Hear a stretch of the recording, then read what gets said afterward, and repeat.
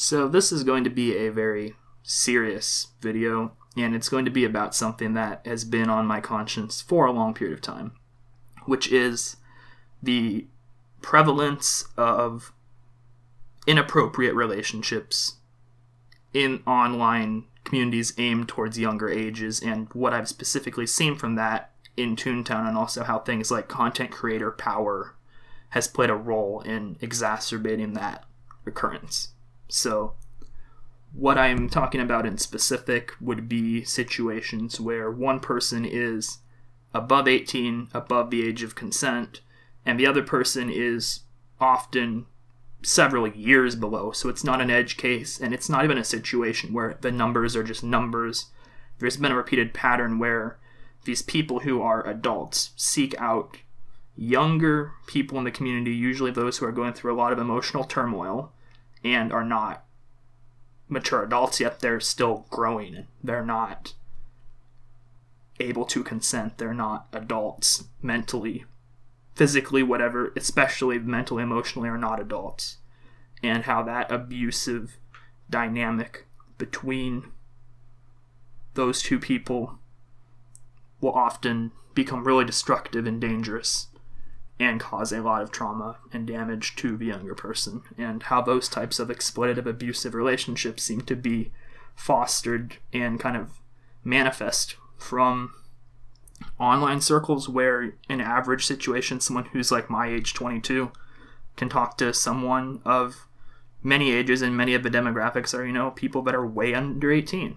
And like, in theory, that's not a problem, but what's a problem is when the people who are older adults leverage their age and their greater ability to control, their greater advantages from advancing in life, to essentially find out someone that's almost a victim.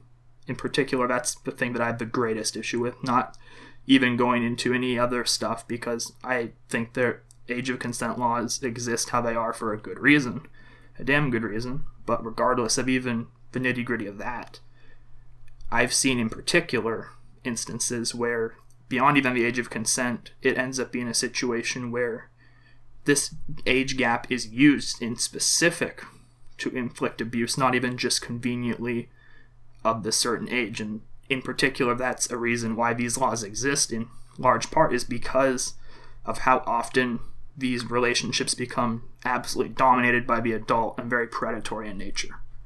And I'll go into a few examples without giving specifics, because I don't want to say anything that's going to, be a fucking legal statement, because I've witnessed plenty of illegal stuff going on regarding these things to a disturbing degree. Like, just the amount of instances I've seen this occur in the Toontown community truly disturbs me.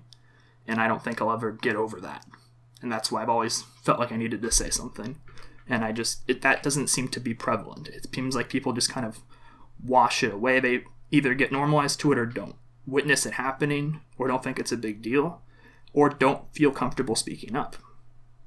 And you even see in communities like Smash how insanely prevalent it was, in a very similar community where you can have lots of people that are younger playing and mingling with people that are older, and how that inherently creates the opportunity for socialization. So let's say before internet games, if someone's 20 and is going to do those types of activities, you can't really socially get away with interacting with 14-year-olds. You just can't. There's no way you can just go to middle school or high school and just be like, hey kids, I'm the 20-year-old pedo or whatever. That just doesn't happen. It's not socially, you can't even forge that. Whereas online, that happens very easily. It's very easy for someone to find themselves in that convenience type bond, and then eventually find a way to kind of needle their way in for something abusive.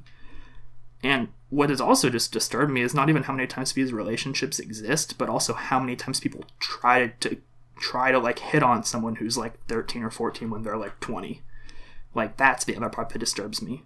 Maybe even 15, 16, that entire range, it seems like. But what also just disturbs me is how many times people will swing and miss. Legitimately, I don't want to even get into the names, but I've known at least 15 or 20 pedophiles in this community, and at least 5 that were content creators. And like, that doesn't seem shocking. That's just like the number. And it's not like I know everyone in this community either. I've only ran into certain groups of sections of people. And even then, it's crazy. Honestly, it's crazy to me. And to me, what doesn't even really matter is like naming and shaming these people or canceling them, because I don't know if you've seen like what's happened.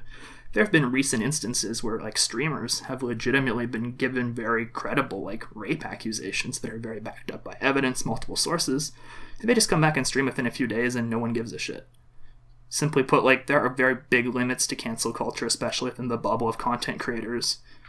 It's not that I would say that it's a reason not to speak out. It's that I don't think that the damage I would do to making those people have to recount their stories when they haven't taken that initiative first is justifiable for me being the one to come forward with it, if that makes sense, at least in a way that identifies them. But honestly, if I was going to do anything, I would want legal action for these people. You know, like, that would be the angle I would go for, if anything, when I've seen this stuff happen. And I'm not even sure like what the best community response is to this. Like, it's actually harder than you think, because you can't even give an honest recount of what happens, because once you give that honest recount, it becomes like almost a binding like crime accusation. Like, I cannot honestly recount my experiences that have happened without accusing people of crimes. That's just the reality of it. And that's scary. And it makes it hard to even talk about. And so I can't talk about it directly right now, for example. And that actually fucking sucks. But I understand why. It's very messy. Regardless of those details, though, I'll just talk about like a few experiences I've had with this, like just maybe giving some like examples of how this isn't just something trivial. It's not just like a few bad apples, and kind of like various things I've seen in terms of how it's affected people and how it's become established. So the first one was kind of weird, I suppose. It didn't cause tons of trauma, but when I was like 7 years old playing this game as a kid, I had like a woman in her 20s legitimately like solicit me for like a real relationship and like send me pictures and shit and like fall in love. And it was like really intense and weird because I was too young to understand that shit.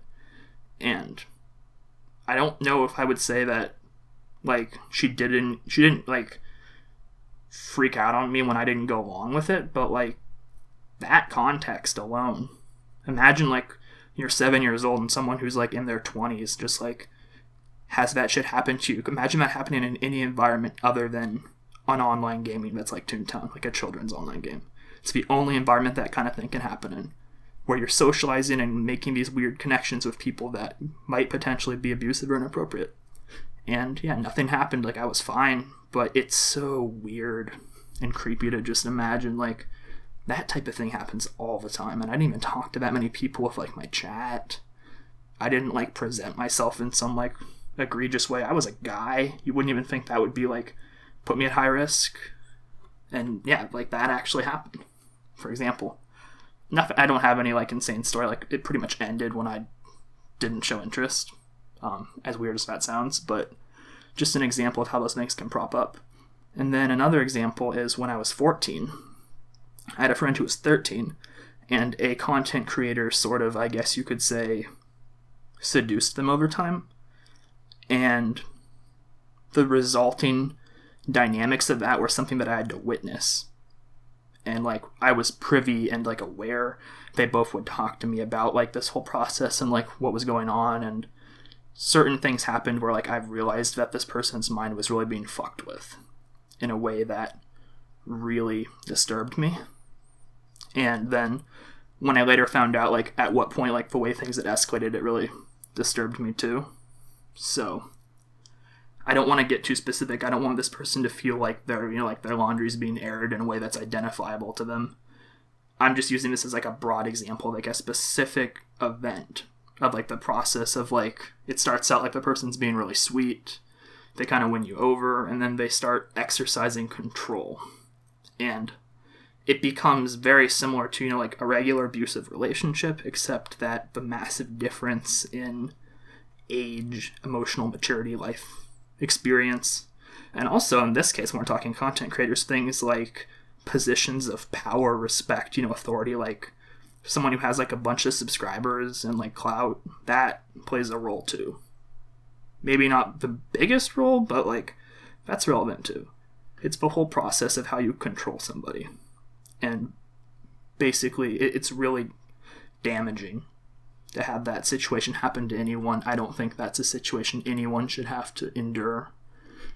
And yeah, like the age of consent laws are there because of how often these underage dating relationships become things that become this abusive and exploitative and really damaging and unhealthy. It's unhealthy socially for either person, just not the way relationships should be conducted, in my opinion. It's much more to do with the factors of the emotions and the mental and the emotional side than it is to do with some like physical manifestation. I've heard some people argue that like, oh, like what really matters is like, you know, like how big the girl's boobs are. That's what makes her over the age of consent or whatever, because it only has to matter like if you're attracted to someone or some shit like that. But I think that's a ridiculous argument, because you can be attracted to people that it's inappropriate to do something with, just in theory. I'm not even saying that like whatever a person's personal attractions, like that's their own shit to deal with. I don't personally seem to have this issue where I'm attracted to people that are underage, but regardless of all that, what really matters is the emotional and mental separation in those experiences, and how often, like, just those formative years make such a big difference in terms of where you're at as a person. You're just not the same developed person at 14 as you are when you're 20. And being in an emotional relationship with that lacking aspect without those formative years, and often when someone's going through like trauma, like that's just a very dangerous situation. It's a very toxic situation, and it's something that really happens, a super common thing in these online communities with these children's games. It seems like it kind of like it bridges that divide perfectly in a way where it makes it easy to socialize, easy to have these things take root, and then it's so hard to get out of abusive relationships, period, underage or not. And so really what I intend by making this video is to bring awareness to just how prevalent this is. It's all that stuff you've read about, like the Smash community, how like pedo-filled that is. That stuff is easily, I would say, very comparable scale for the Toontown community, and very comparable scale for like a good amount of the people that are like, not when I say a good amount, I don't mean like you should assume someone has done this stuff. Like I don't want people to like make assumptions about like which people I'm talking about, because there's a good chance I'm not talking about anyone you're thinking of. And that's not really what matters either way. What matters is this is the system, this is the circumstance, this is the environment cultivated. I'm trying to make arguments against the environment on a broad scale cultivated more than I am trying to cancel a specific person or go after a person with accusations. So what really matters to me the most is saying, okay, this environment has taken root. It has prevalently shown itself to be the case many times. There's another person I met, like, basically who was like a streamer, and another streamer had essentially, had one of these, again, like the huge age gap, like emotion gap, like places in life thing. The exact same story takes place. It almost feels like a broken record to talk about. I've seen these things happen so many times, and then I've had so many other instances of just people being creepy. There was a particular person in Clash that we played with that, like, would not stop hitting on underage girls. We had to kick him out of all the servers and shit. Like, we've had other situations where, like, other people were trying to sort of do the same thing, but maybe didn't do it quite as egregiously, so they got away with it at first until they got exposed or whatever. But, like, just overwhelmingly, there's never been a 3-month period that I've played this game since I was 18 where I haven't known someone, like, new trying to do one of those things, which is really sad. Because, I would think, like, now that I'm 18, I'd probably be doing it more like the people that are older or whatever, but for some reason, a lot of them just keep falling into these behaviors, and it's really fucked. And I think that if someone out there has these urges, what matters is not demonizing your urges. What matters is not taking those actions, not hurting someone else at the cost of your own desires, basically. And for someone, if they find themselves in these situations, to understand just how dangerous it is and how damaging and a toxic, abusive situation can occur, how much it can fuck with your self-esteem and just fuck with your ability to process the events as you're developing. It's a very bad situation for the victims in particular. And I think that it, to me, morally is very black and white. It's very unjustifiable. There's no weird semantics you could use to argue your way out about making it okay. There's no weird semantics about, like, I just don't buy any of that. And this stuff is super commonly occurring. It has not decreased. I won't say it's increased, because I don't know that for sure, but it's still super prevalent to this day. And you'll have people that did this stuff, years ago, trying it out with new people now. It's like a lot of these people have almost a serial pattern where they just shoot their shot a bunch of times, and they don't have anything happen to them, because the way things are set up, and again, there's reasons for this, but it's very difficult to go public with accusations that are specific without giving yourself a huge target, people accusing you of, like, trying to ruin people's careers, spread false rumors, people will find a way to take what you've said and weaponize it in some way to make you the bad person for just reporting what happened. And so I specifically, even though I really want to say details about who was involved in what happened, for the purpose of making my point much stronger, I'm not going to include any of that. Because my goals are not to tear down anybody. My goals are to genuinely just try and make things better.